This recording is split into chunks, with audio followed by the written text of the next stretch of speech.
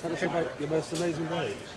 It was in 1993 in the Ali Nui Haha Channel of Hawaii, between the Big Island and Maui. Um,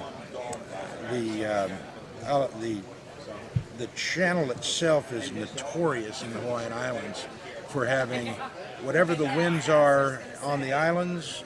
It'll be 10 to 15 knots higher in the channels, always. Because on the Big Island, you've got two 12,000-foot peaks, Mauna Loa and Mauna Kea.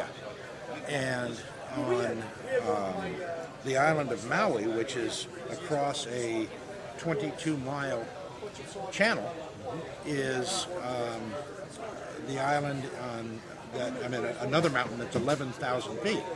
So what you've got is the wind funneling all the way across the Pacific, the trades, hitting this point and funneling into this little channel. We were over there cruising, and I was visiting some friends of mine that run the Sunset Cruises out of Waikoloa.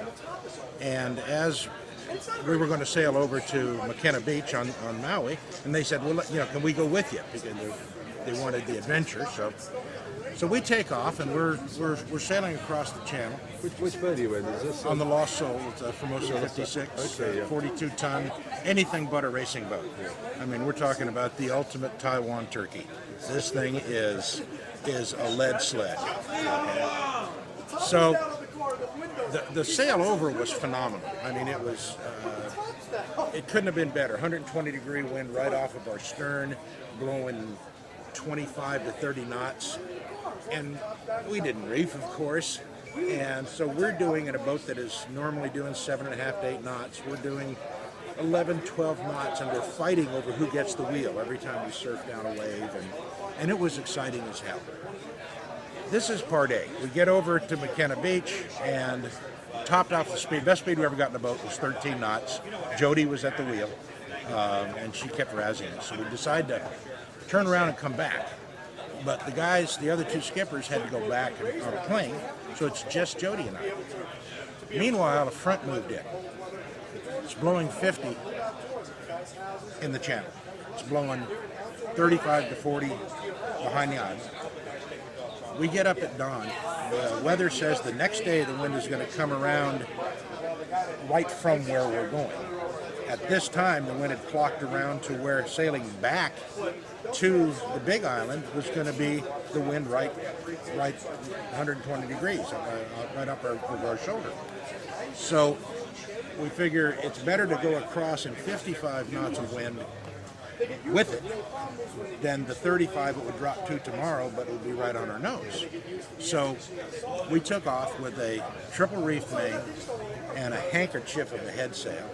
We pull out behind the lee of the island, and we're doing fine. We're doing 8.5, 9 knots with no sail. I mean, just a triple reef main and a mizzen. And we're sailing along beautifully. The autopilot wouldn't handle it. The seas were running about 15 feet to 20 feet. So we got like 30-foot faces. That's not bad. But as we get really out into the middle of the channel, now we're getting the crossed seas. We're starting to get a little bit of a cross. And we get, well, let me put it this way. I look forward, and all of a sudden, the head sail, which all we were using was really a reef staysail, started to luff.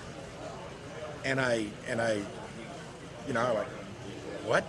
And I look behind me, and there is an 80-foot wall of water, and it's clear on top. It was a rogue wave, and it was about to break.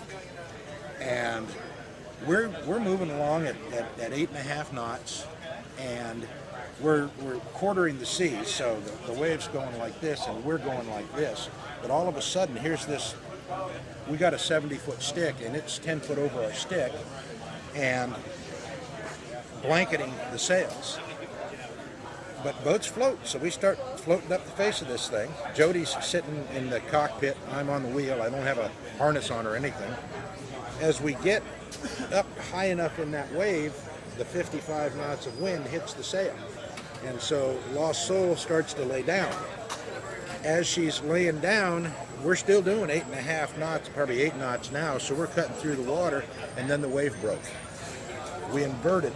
The mast went like this, I mean, literally, you know, we came down to, you know, 2 knots instantly, but went under the water like that. And then the keel, because it's a keel boat, catches the weight. Now, by now, Jody's laying on her back looking up into fish swimming on, you know, over the boat. I hooked my arm into the wheel and held on like this because I didn't have a harness on. And the water literally broke completely over the boat. I didn't get wet. And I was outdoor. I was covered by the high side of the boat. And it broke over like this. And then the boat just pops right back up again. And as soon as the wind hits the sail, it steadies like that. And so it probably took 10 seconds in all. But those 10 seconds lasted about 30 minutes. And then I got up, and just then, water is coming out of the sail like Niagara Falls. And I'm looking, and it's a bright sunny day, and I'm thinking, wow, that's really beautiful. And I look down at Jody, and she's like this.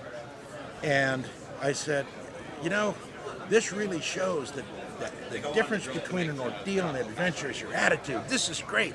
And Jody looks up at me and she says, you know, sometimes it's just an ordeal. And so there's the difference.